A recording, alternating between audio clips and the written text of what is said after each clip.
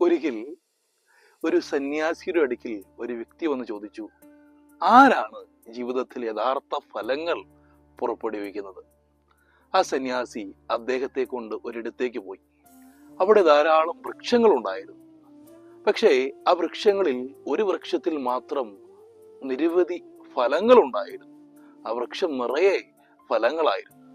പക്ഷേ ആ ഫലമുള്ള വൃക്ഷത്തിലെ ശിഖരങ്ങൾ താഴേക്ക് ചാഞ്ഞു നിൽക്കുകയായിരുന്നു.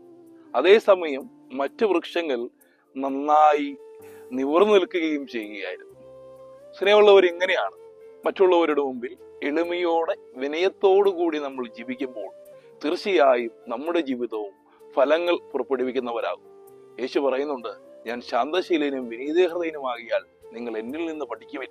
അതുകൊണ്ട് സ്നേഹമുള്ളവരെ, ശാന്തശീലനും വിനീതഹൃദയനുമായ യേശുവിൽ നിന്ന് പഠിക്കാം. യേശുവിന്റെ ഹൃദയം പോലെ നമ്മുടെ ഹൃദയങ്ങളെ നമുക്ക് എളിമപ്പെടുത്താം, വിനയമുള്ള മനുഷ്യരായി മാറാം. അങ്ങനെ നമുക്ക് യേശുവിന്റെ തിരുഹൃദയത്തോട് നമ്മുടെ ഹൃദയത്തെ തദ്ധാത്മ്യപ്പെടുത്താം. ദൈവം അനുഗ്രഹിക്കട്ടെ.